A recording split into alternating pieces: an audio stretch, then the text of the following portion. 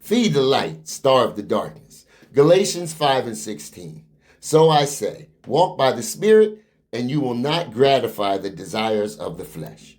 Family, whatever you give your attention to grows. If you feed your fear, it grows. If you feed your faith, it grows stronger. That's why the word says, walk in the Spirit, and you will not fulfill the desires of the flesh. In other words, if you keep feeding the light, the darkness starves itself. Don't feed what you're trying to defeat. When you focus on the negative, you give it life. When you talk about the problem, you strengthen it. When you dwell on what went wrong, you invite it to stay. But when you shift your focus, when you feed your faith instead, that's when change begins to happen. This isn't just about spiritual habits either. It's about life, every part of it. If you're fighting addiction, don't focus on the addiction. Focus on your growth. If you're battling sickness, don't focus on the sickness. Focus on your healing, your laughter, your hope. Because Proverbs says, laughter is good medicine to the flesh. Feed your body joy, and your spirit begins to rise. Whatever area the darkness is trying to dominate, the light has already won. But you've got to decide which one you'll feed.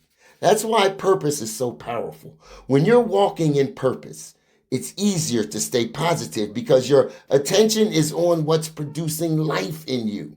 Purpose keeps you feeding the light, not the lies. Every day you must make a choice. Feed the fear or feed your faith. Feed the problem or feed the promise. Starve the darkness by refusing to give it your thoughts. Feed the light by focusing on what is good, pure, and filled with purpose. The adversary survives on attention, but he starves when you walk by the Spirit. Now listen, when you walk in pursuit of God's will for your life, you're walking in the Spirit, and that feeds the light within you. And when you feed the light, darkness loses its power. Now, if this message spoke to you, share it with someone who's been feeding the wrong thing. Like it and subscribe to @Power Ministry Online, where we're helping you feed your faith and starve the darkness.